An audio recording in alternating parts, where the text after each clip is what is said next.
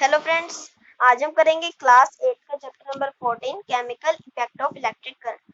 देखिए हमारा last topic है इस चैप्टर का इलेक्ट्रोप्लेटिंग। देखिए सबसे पहले आपको पता होना चाहिए इलेक्ट्रोप्लेटिंग होता क्या है। इलेक्ट्रोप्लेटिंग एक ऐसी प्रोसेस होती है, electroplating is a process in which a layer of desired metal is deposited on the another, कि जब एक मेटल की लेयर को हम दूसरे मेटल पर डाल देते हैं, दैट इज कॉल्ड इलेक्ट्रोप्लेटिंग। बहुत सारी जगह पर हमारी इलेक्ट्रोप्लेटिंग यूज होती है। आइए हम एक्टिविटी पढ़ते हैं।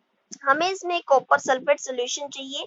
दो कॉपर की प्लेट चाहिए जिनका size around 10 centimetre into 4 centimetre होगा। ठीक है, 250 ml आपने डिस्टिल्ड वाटर लेना है। उसके अंदर आपने 2 टीस्पून फुल कॉपर सल्फेट डालना है। कुछ बूंदे डाइल्यूट सल्फ्यूरिक एसिड की डालनी है कॉपर सल्फेट सॉल्यूशन में, ताकि ये बहुत ज्यादा कंडक्टिंग बने। अब आपने कॉपर की प्लेट्स को क्लीन करना है सैंड पेपर से, और अब उनको आपने उसमें डिप कर देना है, सूखने देना है। अब आपने कॉपर की प्लेट्स को टर्मिनल से बैटरी के ऐड कर देना है और उनको कॉपर सल्फेट सॉल्यूशन में डुबो देना। करंट को उसमें से पास होने देना है। 15 मिनट्स के बाद आपने उन इलेक्ट्रोड्स को हटाना है सोल्यूशन से और उनको ध्यान से देखना है। क्या आपको कोई डिफरेंस दिखेगा?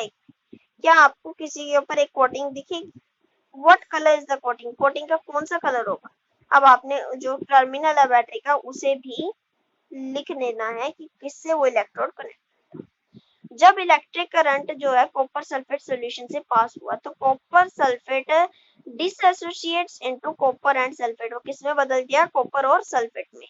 जो फ्री कॉपर था वो इलेक्ट्रोड जो कि नेगेटिव टर्मिनल से अटैच था बैटरी के, उसके ऊपर deposit. But what about the loss of copper? लेकिन वो कॉपर जो लॉस हुआ सॉल्यूशन से फ्रॉम द अदर इलेक्ट्रोड, दूसरे इलेक्ट्रोड से जो कॉपर प्लेट थी उतना इक्वल अमाउंट कॉपर का वो सॉल्यूशन में मिल गया। ठीक है, तो जो लॉस ऑफ कॉपर था सॉल्यूशन से वो दोबारा प्रोसेस में चलता रहा। इसका मीनिंग है कि जो कॉपर है वो एक इलेक्ट्रोड से दूसरे के ऊपर चली गई। जो प्रोसेस होती है किसी लेयर के ऊपर, मतलब किसी डिजायर्ड मेटल की लेयर को हम दूसरे मटेरियल पर चढ़ा दें इलेक्ट्रिसिटी के द्वारा, उसे हम क्या कहते हैं? इलेक्ट्रोप्लेटिंग या इलेक्ट्रोप्लांट।